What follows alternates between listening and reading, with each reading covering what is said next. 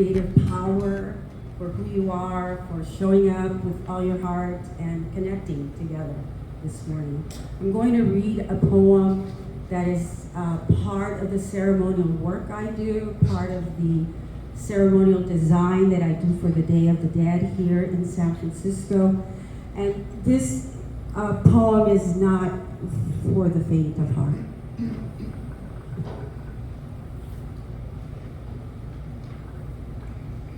Winds. To the flickering east winds we cast our voice.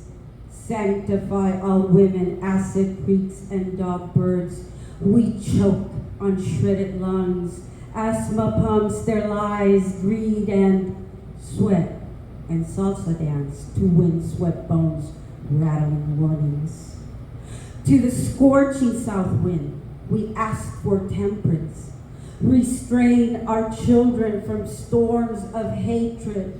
Diablo's breath, your roasting mountains, steaming fish in poisoned oceans, near sunken cheekbone children left to die.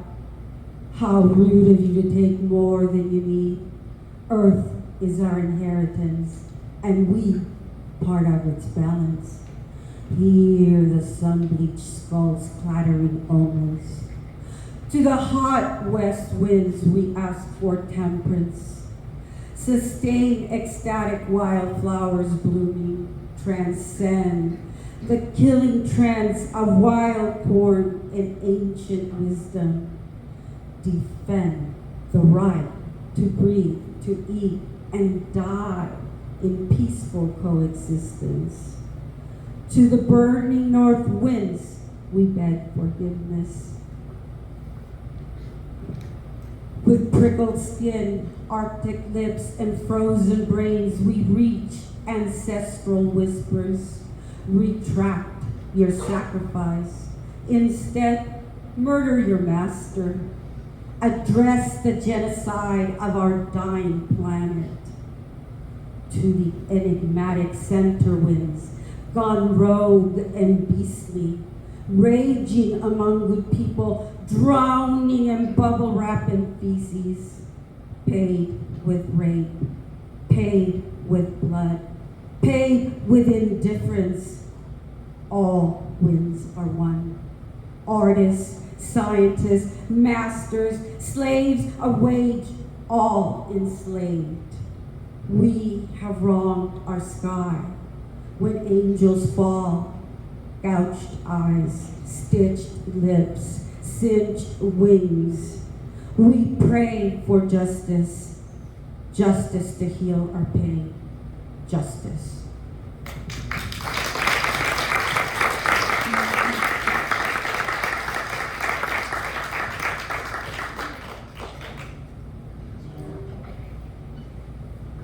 Thank you so much, Rosa. We're also going to share a intro video about the Day of the Dead Festival of Altars. So without further ado, we have that on YouTube.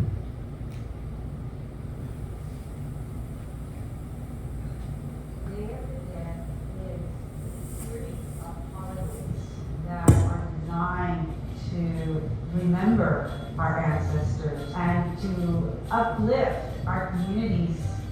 It ceremonially ritualizes what we do with honoring our ancestors, our lost loved ones, and it's so uniquely San Francisco. Here in the Mission District, it's kind of this like mega pan-Latin American family that comes together with Dia de los Muertos. We practice Dia de los Muertos much different in San Francisco because we don't have any cemeteries. We've taken over the public parks and turned them into temporary passageways. You feel different when you're in the park. There's a magic about it. Who tended this soil? Our qualms rooted too deep to quell in this lifetime. For us, it was important to create more time. And building an altar is creating a portal.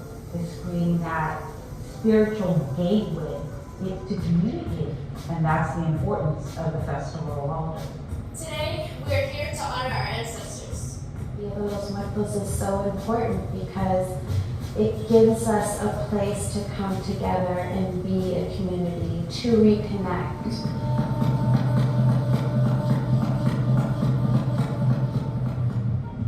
The rolling fog brings with it a child's laugh. Can you hear the hope in the void?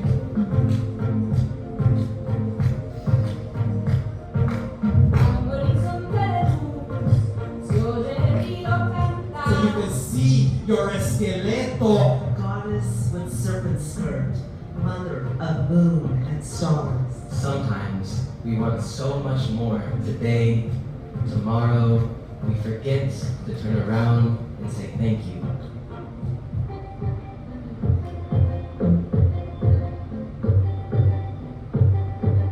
Part of Dia de los Muertos is recognizing our own mortality and our own connection to this earth.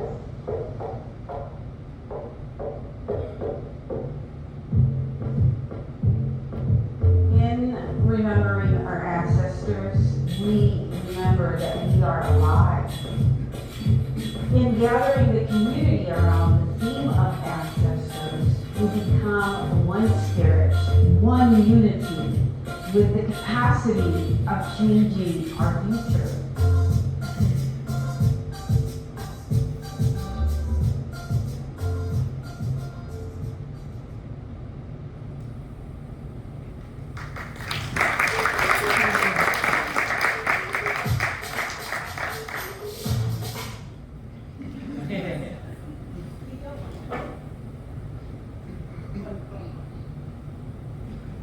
So Rosa, I was hoping that you could introduce yourself and maybe give some background on where you come from and how it led you to the Day of the Dead Festival of Altars here in San Francisco. Thank you. So I'm an immigrant just like the rest of the world. We're all immigrants. We're all on Earth traveling through our different barriers and boundaries. We all come from Earth. So we're all one people, and it is up to us to save it. I'm still talking about myself. I was born in Tijuana. My parents came from the highlands of Jalisco, and so my culture is one of Jalisco, which is where tequila's from, where mariachis come from, where Puerto Vallarta is, where Guadalajara is. That's my region. That's where my culture comes from. In their little town, they celebrated Day of the Dead. And in Tijuana, where I was born, we tried to celebrate Day of the Dead, but it was very difficult because it was a very, very poor community. We were all parachuting to Tijuana, to the border, to cross, just like people are there today. It's a world problem. It's not just us. It's a world problem. And because of our population, it's a giant mess. So that's an individual decision to have children. And I think that's where we're at. We have to evaluate how many children do you want to have, or do you want to have any at all? We are in a crisis mode. So coming to this country, it was our dream of our parents to educate us. That was their goal. And to that end, I've done right by them. I have 3 MFAs, so they're proud. They're in heaven, they're proud of me.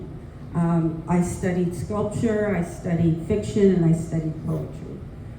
But what really, really moves me is the fact that we're all going to die. The fact that our time on Earth is very limited, and it's privileged. It is a privilege to be here. And it is a privilege to be here in this country and be depressed.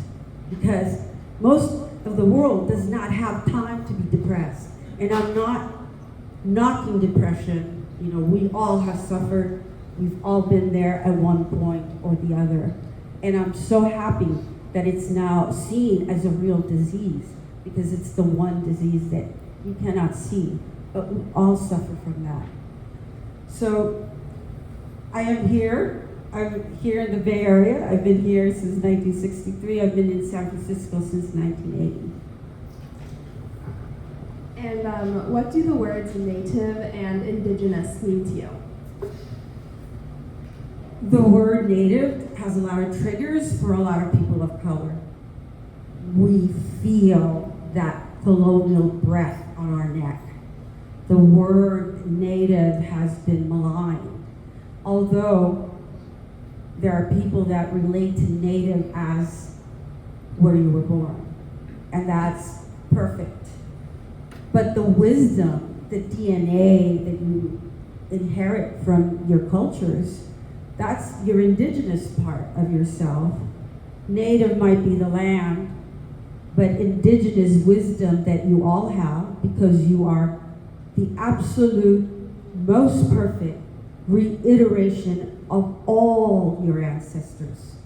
You are absolutely the most perfect. You are the latest model. A lot depends on you.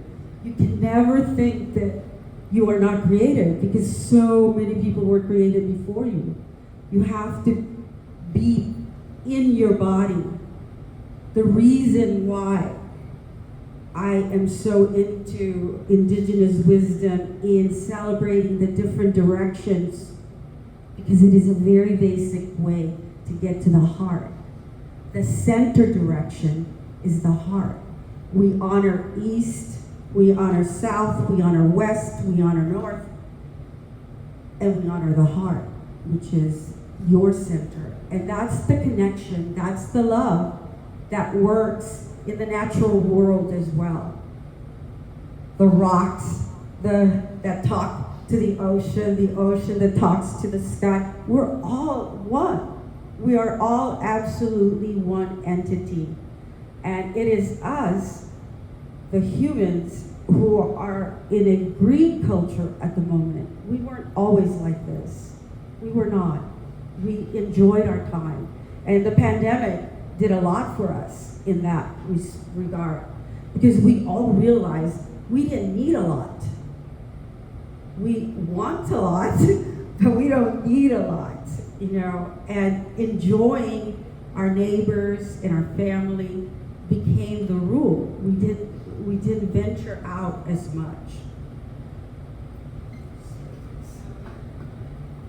Thank you. And what were some of the cultures, rituals, and traditions that you grew up with? So first, I was raised Catholic, and in Mexico that comes with a lot of traditions, a lot of rituals. Your culture evolves around the center of the square, the church, the plaza. And in our house, we did honor the ancestors much the same way that other countries honor the ancestors every day. If you are a traveler, you know that in Bali, that in India, that in Bhutan, that you honor the ancestors every day. In my house was ridiculously religious, and we honored the ancestors in prayer every day. But also in my house, there was a lot of death. So I grew up as a child thinking about death and dying, and having to feel comfortable with death and dying.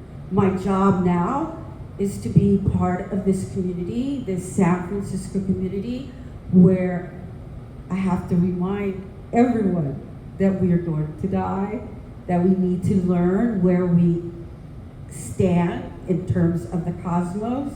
Our life and our heart matters. We matter. Each one of you matters. Each one of you is needed to be present here. You came through this world. You are going to stay here for a while. There's time to do a lot of good and a lot of happiness to share. That's your job.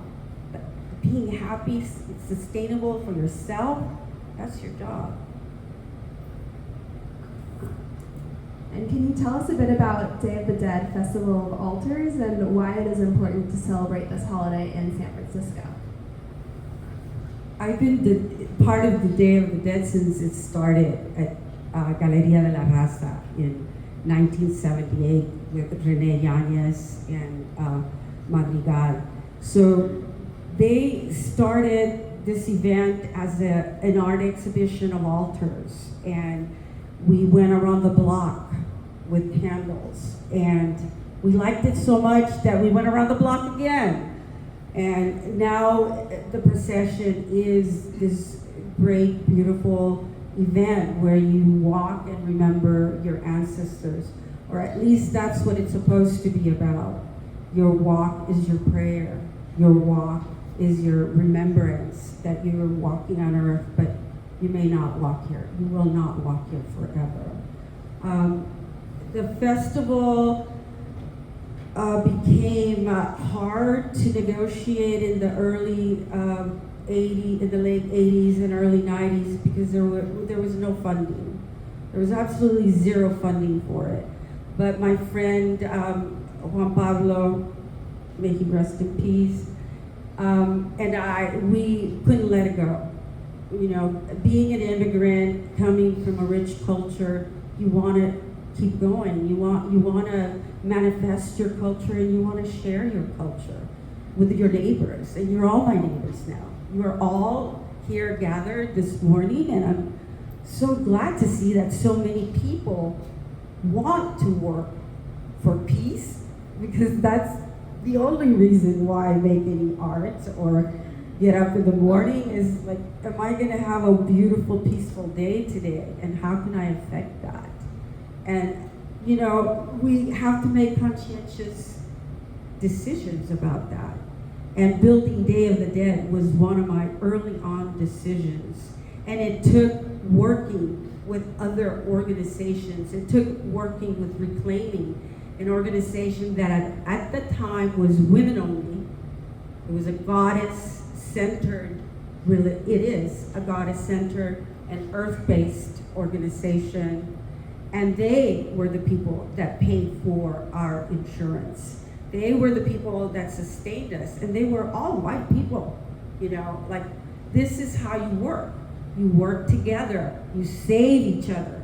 We work towards making something happen, because it can happen bigger and better.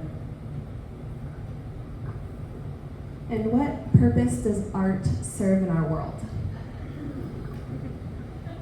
If you don't make art, you will die sooner. You have to make art, you know. Art is where you get to relax, you get to learn who you are. What is your capacity? Where is your creative line? How far can you go? Can you really tap into that energy? You can when you do it consciously and you trust that the creative energy in each one of us will take us somewhere. My best work comes when I don't think. Don't think, because then you overthink. You know, art is the only way. It's what's left. After all society dies, art is what's left.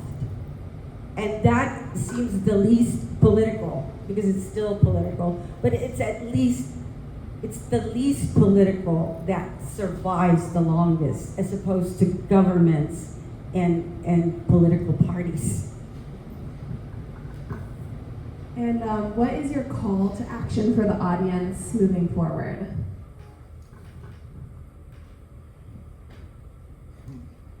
Forgive yourself first, and then forgive everyone else. Because we're people filled with mistakes, and we only learn by mistakes. So one good action gets you 3 more good actions. It really is a ripple effect, and it really is truly important for mental health, for just your freedom, your self-freedom, to be free, to feel unloaded. Every day you wake up and you forgive yourself. I think I have that line in one of my poems. You have to. Every morning, you're like, start fresh. Don't carry anything forward, because it'll weigh you down. It will weigh you down. You want to be healthy. You want to be strong. And to be strong is to be clear, is to see the actual world that you're living in. It's a magical, magical place that no other planet has what we have in our cosmos. We have these elements of air, fire, water, earth, love. Those are special and they need to be protected. That is our inheritance. We need to protect that. And we can move forward together without fear, especially in this city. I just love this crowd, you know? We're all so beautiful. We're all full of energy. We're all ready. Let's do it. I have one more poem.